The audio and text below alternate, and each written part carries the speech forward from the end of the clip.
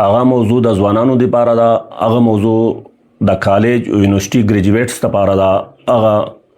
موضوع د سکول ماشومانو لپاره ده او ټولو هغه مور پلار پیرنټس لپاره ده چې غواړي چې د هغې ماشوم کله غټ شي لوی شي نو هغه بېروزګاره نه وي او په سوسایټي کې یو ښه مقام پیدا کړو. ګرانو ملګرو چې کوم زموږ ټریډیشنل مروجه نظام تعلیم دی د سکول نه والا تر یونیورسيټي پورې د بده مرغه په هغې کې دوه چې دي غټې مسلې دي پکې، یو پکې چیټینګ دی او دویم چې دی هغه رټا ده. نو د دې نظام تعلیم نه چې کوم ماشوم راوځي نو د بده مرغه هغه په سوسایټي کې په ډیرو شیانو باندې پریکټیکل باندې هغه نه پوهیږي او کم تعلیم چې د کړي هغه دومره حد پورې وي لکه د چې کم چیټینګ وکړو یا د رټاو لګي نو په هغې باندې صرف اگزام پاس کېدلی شي او اگزام چې پاس شي نو ایٹ د اینډ اف د ډے تا ته یو سرټیفیکیټ میلاو شي او یو ډیګري درته میلاو شي او دا ډیګري چې دا د کاغذ یو ټوکړه ده نو د ډیر زیات سټیسفاید وي، مطمئن وي، پیرنټس هم مطمئن وي چې زما ماشوم د پېښور یونیورسيټي نه فارغ شولو، یا ایم اے پولیټیکل ساينس وکړله یا ایم اے سوشیالوجي وکړله یا ایم اے سی اکنامکس وکړلو یا یو بل سبجیکټ وکړلو او خبر نه وي چې اوس دا کله مارکیټ ته راوځي،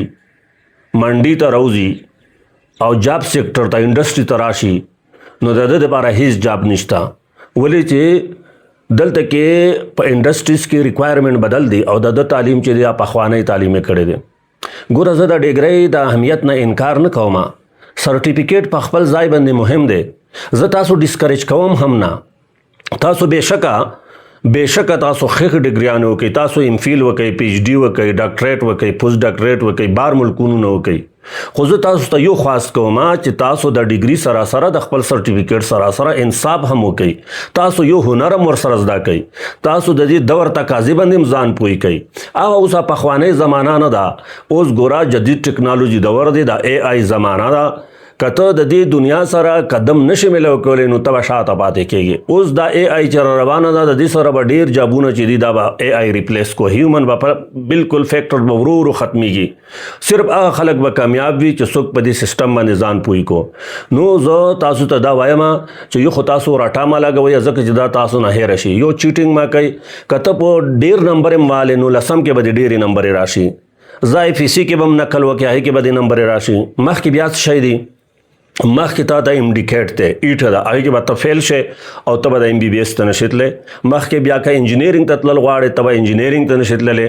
دغه رنګ که ته بیا عام تعلیم وکې،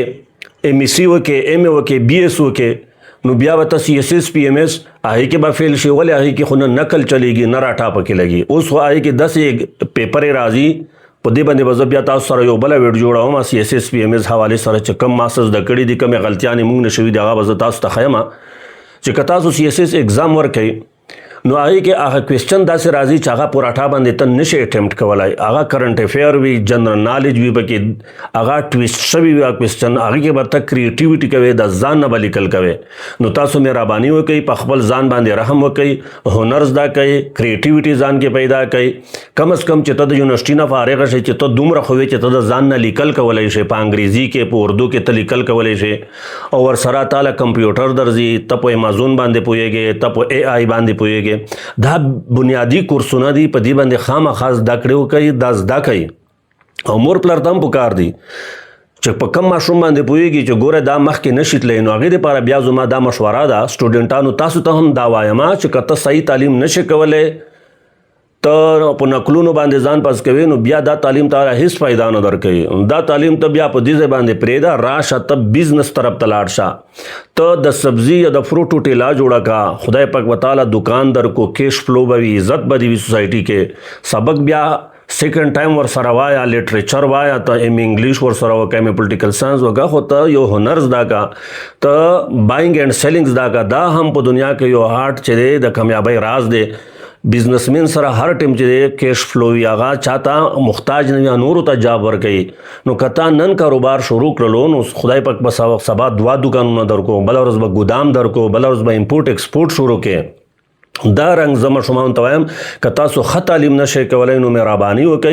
تاسو راشئ موبایل ریپیرنګ زده کوئ دونه پیسه ده پکې چې حد نشته پکې دونه موبایلونه خرابېږي پرون ما د یو دکان ویزیټ کړی دی وړوکې مشان مسله وه ما نه ډېرې پیسې واخیستلې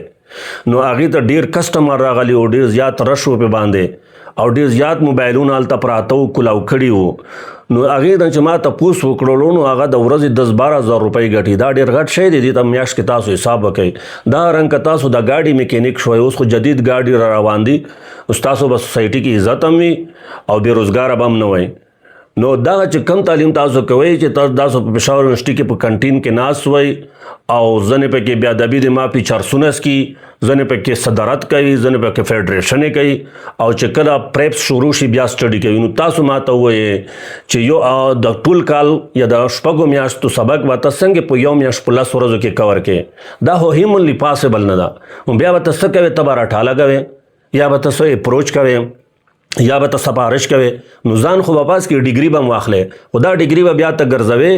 په دوبۍ کې په ملایشیا کې دنیا په کم ګوټ کې تاله به په دې باندې څوک څه نه درکوي نو نن هم تاسو سره وخت د نن نه دا اراده وکئ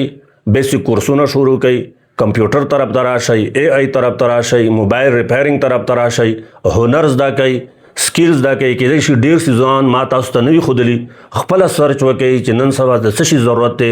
او زه کم مهارت حاصل کړم چې په هغې لکه سیفټي کورسز شوله پروفیشنل ډیګریانې شولې بار ملک ته لاړ شمه چې دا کب بیا مالا په کار باندې راځي تاسو اوس که داسې د دې ایجوکیشن سره دوبۍ ته هم لاړ شئ ګلف سټیټ ته سعودي ته لاړ شئ متحده عرب اماراتو ته لاړ شئ قطر ته لاړ شئ یا یورپ ته لاړ شئ نو هلته کې تاسو ته دا سبق بیا فایده نه درکوي نو د ډیګري اهمیت شته خو دومره اهمیت یې نشته څومره چې د سکیل دی نو د ډیګري او سرټیفیکیټ سره سره تاسو په دې باندې کار وکړئ ډېر ملګري لیدلي وي چې هغه نقل کوي او پیپر یې پاس کو ډیګري والي او بیا بېروزګاره ګرځي د هغې وجه دا ده ټیک شوله ستاسو دا ګیله په ځای ده چې دلته جابونه کم دي حکومت کم جابونه ورکوي خو آیا تاسو په دې باندې سوچ کړی دی تاسو په دې باندې سوچ کړی دی کله چې تاسو تیار یې تاسو سره سکیل شته سکیل څه ته وایي فار ایگزامپل زه تاسو په یو مثال باندې پوهوم نن سبا وخت کې کمپیوټر چې دی چې دا تا ته خامخا درځي په دې جدید دور کې اوس سوال دا دی کوېسچن دا دی چې ته به وایې چې ما خو په کمپیوټر ساینس کې ډیګري واخیستله زه ډېر ملګري پېژنم ما په کمپیوټر ساینس کې صرف تیوري ویلې وي چې کله ورته کښېنوې په MS آفس باندې هم نه پوهېږي او یو بل الګ به هغې به سمپل ګریجویشن کړی وي خو هغې له به کمپیوټر ورځي نو جاب به چا له میلاویږي جاب به هغه کس له میلاویږي چا چې کمپیوټر کورس کړی نه وي صرف زده کړی هم وي ایون زه داسې هلکان پېژنم چې هغه د هر وخت په سرټیفیکیټ پسې ګرځي په سرټیفیکیټ باندې پیسې هم ورکوي په سرټیفیکیټ باندې په ډیګري اخیستلو باندې پیسې هم ورکوي نقل هم کوي او انګلیش لنګویج کې داخله چې اخلي نو اول کوېسچن دا کوي چې موږ ته به د دې سرټیفیکیټ میلاویږي او د خدای بنده تا ته چې سرټیفیکیټ میلاو شو او تا دوبۍ کې ملایشیا کې یورپ کې پاکستان کې اینی ویر ان د ورلد تا د خپل سرټیفیکیټ ورته وښودلو چې کنه ما خو انګلیش لنګویج سرټیفیکیټ هم حاصل کړی دی انګلیش لنګویج ډیپلوما مې کړې ده او هغې باوجود تاله انګلیش نه درځي انګلیش ته نشي ویلی نو ته ماته ووایه چې هغه به تاله نمبر یې درکوي که نمبر یې به درنه ماینس کوي هغه خو ته ته وایي چې ګیټ لاس ووځه قمقله بېوقوفه ته په دې نه پوهېږې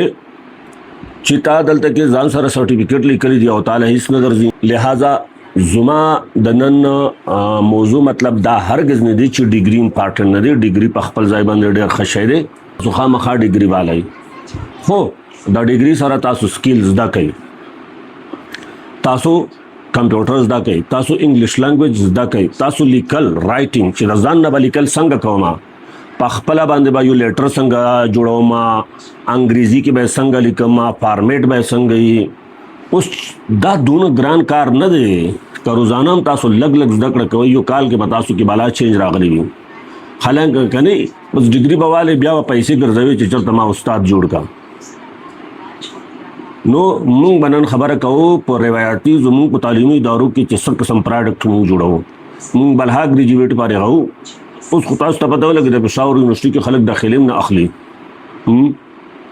people are not getting admission in University of Peshawar. Why? Question arises. سوال پیدا ہوتا ہے کہ لوگ ایڈمیشن کیوں نہیں لیتے, لوگ پشاور یونیورسٹی میں ایڈمیشن کیوں نہیں لیتے, یہ سوال پیدا ہوتا ہے نا. اس لیے نہیں لیتے کہ ان کو پتہ چل گیا کہ یہ ہمارا ٹائم ویسٹ کرے گا.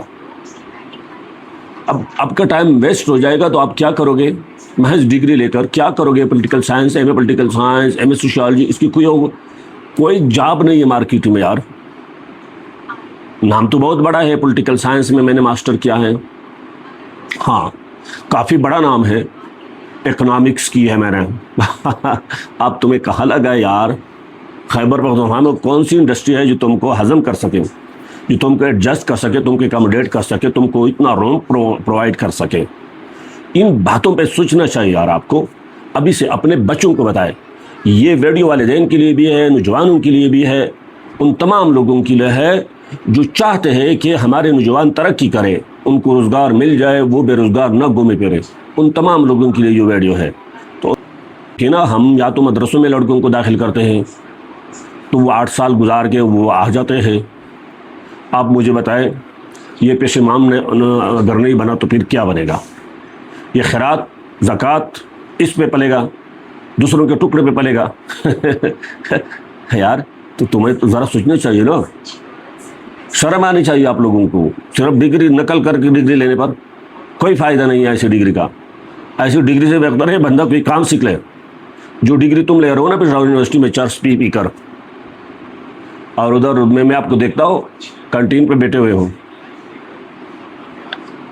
اور بڑے خوش ہو ڈگری چل رہی بھائی. صرف پریپس کے وقت تو تم تیاری کرتے ہو, سارا سال تو تم پڑھتے نہیں ہو. تو بڑی